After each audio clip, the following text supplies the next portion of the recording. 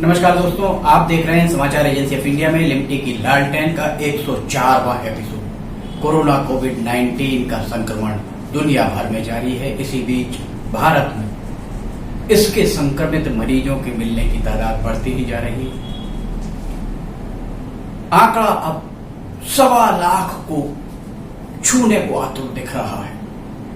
इसके साथ ही यह राहत की बात मानी जाएगी कि 7 दशकों में आजादी के बाद कि 7 दशक अगर आप देखें, इतना लंबा सफर हो चुका है। इसके बाद भी संसाधन, अगर हम स्वास्थ्य के क्षेत्र में देखें, शिक्षा के क्षेत्र में देखें, हर क्षेत्र में आपको जो संसाधन 7 दशक 70 साल में देश के पास होना चाहिए। 7 दशकों में तो ये माना जाता है कि मनुष्य अपनी आयु पूरी कर लेता है। 7 दशकों में तो कम से कम देश को शिक्षा और स्वास्थ्य 2 मामलों में पूरी तरह आत्मनिर्भर हो जाना चाहिए था। पर इसके बाद भी कोरोना कोविड-19 का संक्रमण जब से आया है, तब से संसाधनों की कमी से हम जूझते हुए साफ दिख रहे हैं।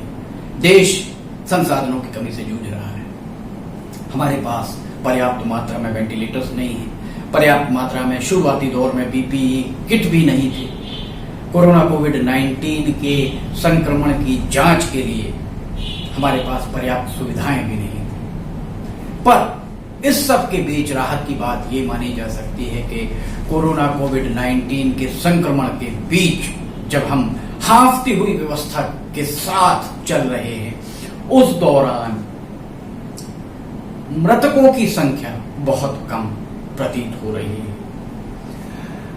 भारत में कोरोना से संक्रमित मरीजों की मौत होने की दर विकसित देशों के मुकाबले काफी कम मानी जा सकती है। हम यह सोचकर खुश हो सकते हैं कि देश में कोरोना बीमारी से मरने वालों की तादाद बहुत कम है, पर हमें वैश्विक परिदृश्य ग्लोबल लेवल पर देखना पड़ेगा, क्योंकि दक्षिण एशियाई देशों में आज भी मृत्यु दर बहुत कम है।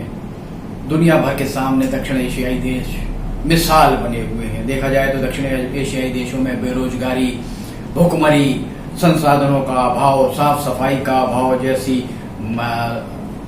बातें अमूमन दिख जाया करती हैं। इसके बाद भी इस तरह के देश बीमारी से होने वाली मौतों के मामले में बहुत बेहतर साबित हो रहे हैं। वहां पर आंकड़ा बहुत कम है।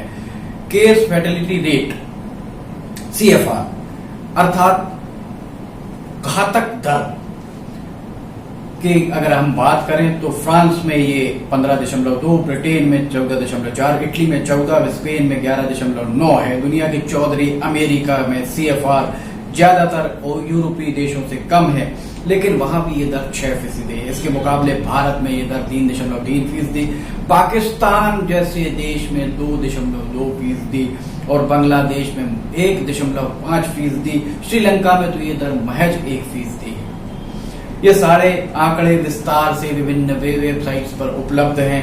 लोगों का मानना है कि इन आंकड़ों में सच्चाई बहुत कम है। उसके अलावा एक मान्यता ये और प्रचलित होती दिख रही है कि एशियाई देशों के युवाओं की जनसंख्या कम है, ज्यादा है, युवा ज्यादा है, और पश्चिमी देशों में उम्रदराज लोगों की तादाद ज्यादा है, जिसके कारण पश्चिमी देशों में एशियाई देशों की अपेक्षा मृत्यु दर ज्यादा है कोरोना कोविड-19 को लेकर।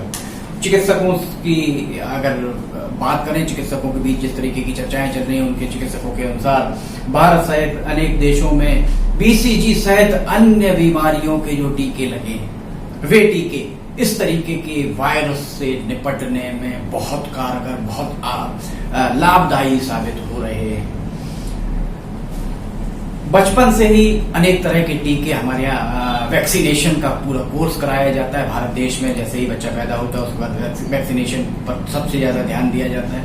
यही कारण है कि बचपन से बुजुर्ग होने तक मनुष्य के शरीर में रोग प्रतिरोधक क्षमता बहुत अन्य जो देश हैं जहां पर इस तरीके की मृत्यु दर ज्यादा है, वहां से ज्यादा रोग प्रतिरोधक क्षमता देश के लोगों में है। चिकित्सकों की माने तो ज्यादातर पश्चिमी देशों में मलेरिया और टीबी जैसी बीमारियां नहीं होती थी, वहां इन बीमारियों के टीके नहीं लगाए जाते। इसके अलावा बचपन से ही भारत सहित इस तरह के अनेक देशों में बीमारियां, गंदगी, अनहाइजीनिक वातावरण में रहते हुए यहाँ के लोग इस तरह के विषाणुओं और जीवाणुओं के साथ रहने के आदी हो जाते हैं। उनके अंदर इस तरीके के जो विषाणु और जीवाणु हैं उसके लिए एंटीबॉडीज भी तैयार होती रहती हैं। यही कारण है कि भारत में अभी कोरोना के संक्रमित 1 अरब 30 करोड़ की आबादी में महज 1.25 लाख या 1,20,000 के लगभग ही अभी मरीज मिल पाए हैं। एक धारणा ये भी बनती दिखती है कि भारत सहित अनेक देशों, इस तरीके के अनेक देशों में इबोला, स्वाइन फ्लू, कोरोना, कोविड-19 जैसे वायरस से जूझने के लिए यहाँ के लोगों के शरीर में कम से कम उस तरह के शरीर, हमारे यहाँ के शरीर कोरोना, कोविड-19 और इबोला जैसी वायरस से जूझने में अंजाम नहीं है। इसका कारण यह है कि हम देश में रोग प्रतिरोधक क्षमता, इस तरीके की ये बीमारी नहीं हो सकती है, पर अन्य जो बीमारियां, स्वाइन फ्लू भी आई तो भारत में उसकी दर बहुत कम रही। उसका कारण यह है कि एंटीबॉडीज तैयार करने में भारत देश अव्वल है। लोगों के शरीर में जो एंटीबॉडीज तैयार होती हैं उसको लेकर इस तरह की व्याख्याएं और परिभाषाएं इंटरनेट और सोशल मीडिया में अटी पड़ी हैं। भारत में केंद्र सरकार और सूबाई सरकारें अपने अपने स्तर पर कोरोना, कोविड-19 से निपटने के लिए प्रयास किए जा रहे हैं। टोटल लॉकडाउन के 3 चरण के बाद 4था चरण आरंभ हो गया।